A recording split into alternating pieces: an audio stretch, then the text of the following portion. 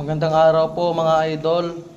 Magluluto po tayo ngayon ng adobong puso ng saging. Tamang-tama po ngayon dahil tag-ulan po. So tignan po natin yung niluluto natin. Ito po yung niluluto natin mga idol. Hintayin na lang po natin itong lambot. Tapos lagyan po natin ng kunting karne at timplahan po natin. Tignan nyo na lang po yung kakalalabasan mga idol. Ito na po siya mga idol. Timplahan na po natin. Tapos kunting halo lang po. Naglagay po natin yung paminta, pampalasa. Puso ng saging po ito mga idol. Binili po natin ito sa bayan. Tamang tama po ngayon, tag-ulan.